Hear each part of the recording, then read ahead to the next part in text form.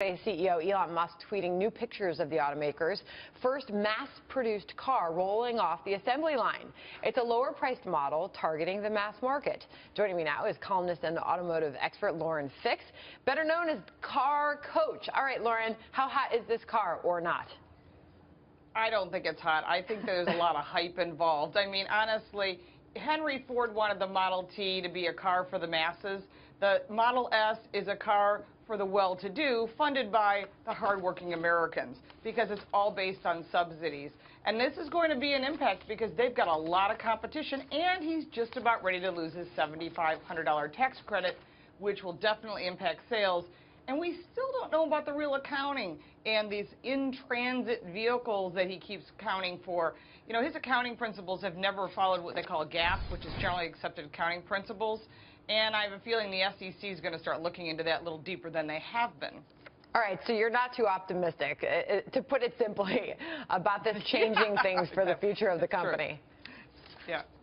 Yeah, so Model 3, so can you give us the scoop on it right now? So the cost, what to expect if one were to go out and buy this car? Well, first off, you can't get one. Right now, if you want to buy a fuel-efficient car, you can go to any dealer out there. You can even buy an electric vehicle from Nissan or from Audi or from pretty much anyone. But when it comes to Tesla, you go to a mall, you put a deposit down, or you can do it online. That's also an option. And then the vehicle will be delivered when they become available. What we don't know is supposedly there are 200,000 deposits on Model 3s. What we don't know is where those deposits are, and there has not been an update on those deposits since May of 2016. So we really don't know how many vehicles are pre-sold. We do know that employees and investors, of course, they're going to get their vehicles first. But once he reaches that threshold where the EVs no longer have the subsidy, that's going to cause people to ask for their deposits back. And I do know people that have gotten their deposits back and bought a Chevy Bolt or bought other vehicles like a Audi e-tron or a Nissan Leaf because they didn't want to wait. So this vehicle itself is basically a baby Model S. There are other pictures of the Model S that I actually captured over the weekend. I have a friend who's taking pictures for me. And so the vehicle looks just like a baby Model S. As far as fit and finish, I'm sure it's going to be equivalent to the Model S, but there are still big body gaps in comparison to production cars you can purchase today. So those are factors that you need to consider. It is a statement piece. Lauren, just a couple questions to help us frame valuation. If you look at Tesla stock, it's come in from 380 to about 315, a 15% slide. I think there's concerns about top-line growth via expectations. The expectation is that the X and the S are going to plateau, and at $103,000 average selling price, that means half of the book of business is going to see no profit growth. So that puts a lot of reliance on the success of the Model 3, and the expectations are 800,000 plus units by 2020. Comp that to the Audi A3 and 4, which are about 790,000, and BMW at 500,000.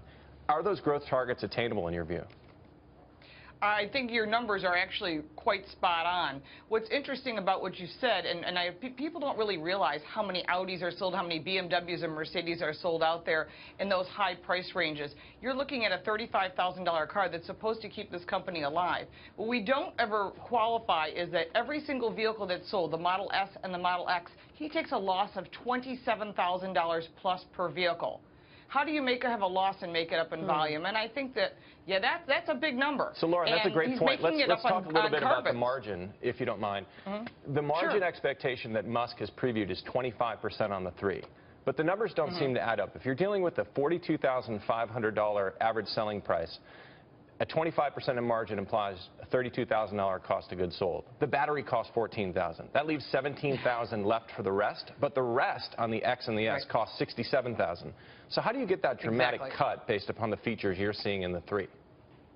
There's no way you can do that because you're exactly spot on. The cost of the batteries, and of course, forgetting the fact that he can't even deliver on his expectations and forecasts, we're looking at a car that you cannot produce a car today for $17,000. It's going to be the quality of what he's claiming. So obviously, he's going to take a loss. He's making up his difference by carbon credits. In the past, he's been able to sell carbon credits, but when you have companies like Volvo coming on board saying, we're going to go to EVs because we want those carbon credits, and they're going to get in that marketplace, and Nissan is, and Ford and Audi and BMW, suddenly his way of making money which is by selling carbon credits, because he gets 7 credits plus for every vehicle he sells, is going to dissipate. And then, of course, investors are going to get very weary. And that's going to be what we're looking at right now, is the drop of people saying, wait a minute, he didn't make his forecast, he's taking a loss, he's going to lose his EV credit. Consumers are looking elsewhere at vehicles they can get right away, and they're getting very tired of more hype and not a lot of delivery. So, Lauren, you know, EV is becoming more mainstream, but GM paid investors $3 billion in dividends last year. Ford paid $3.4 billion. Tesla's 2016 sales were a total of $7 billion, and its book value $4 billion, almost all paid in cash by investors.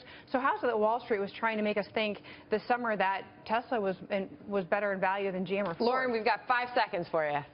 Okay, I think that those numbers are absolutely inflated. He agrees, even Elon Musk agrees, that his stock is overvalued, and this is proving to be true. I think there's going to be a big stock correction. All right, Lauren Fix, the car coach, thank you for being here this morning. Good to see you.